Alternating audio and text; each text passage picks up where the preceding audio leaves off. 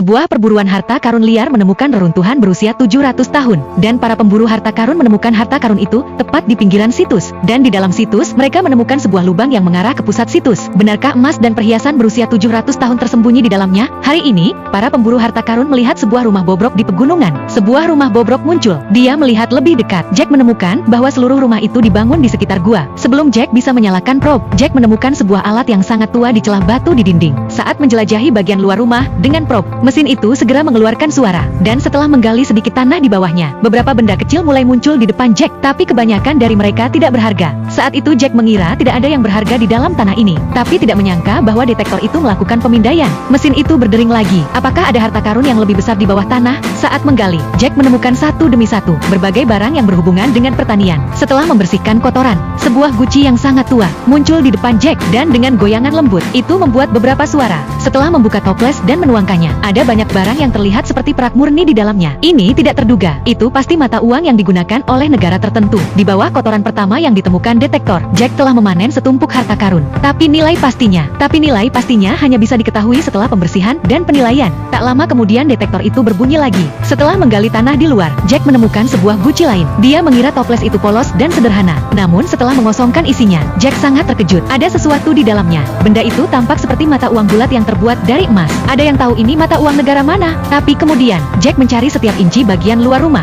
Dia tidak menemukan harta karun. Tak lama kemudian Jack menemukan beberapa petunjuk. Dilihat dari tanda pada batu di luar, sepertinya seseorang telah datang lebih awal. Saat Jack berjalan ke tengah rumah dengan detektor di tangannya, detektor di tangannya menangkap suara lain. Ketika Jack menggali tanah di atasnya, sebuah batu yang berbentuk seperti kura-kura perlahan-lahan muncul. Tanda yang istimewa. Itu berarti di bawah kura-kura itu pasti ada benda lain yang sengaja disembunyikan dari pandangan. Tapi ketika Jack perlahan-lahan memahat batu di tepi kura-kura itu, dia menemukan bahwa itu adalah sebuah pintu batu yang bisa digerakkan. Setelah membersihkan kotoran dari bawahnya, sebuah lubang yang cukup besar untuk dilewati satu orang muncul di hadapan Jack. Tapi Jack tidak buru-buru turun. Dia melihat dari luar lubang mulai berguncang. Saya tidak menyangka kejadian selanjutnya. Saat berikutnya, api keluar dari lubang. Apakah Anda tahu bagaimana cara kerjanya? Ketika api padam, Jack bisa masuk ke dalam gua untuk memeriksanya. Tapi tidak banyak hal di dalam gua. Sepertinya sebagian besar sudah diambil terlebih dahulu. Jack menemukan sebuah guci dengan sebuah benda yang mencuat keluar. Dari bentuk benda ini, saya pikir kita bisa menganalisis bentuk senjata. Negara mana yang menggunakannya sebelumnya? Setelah direstorasi,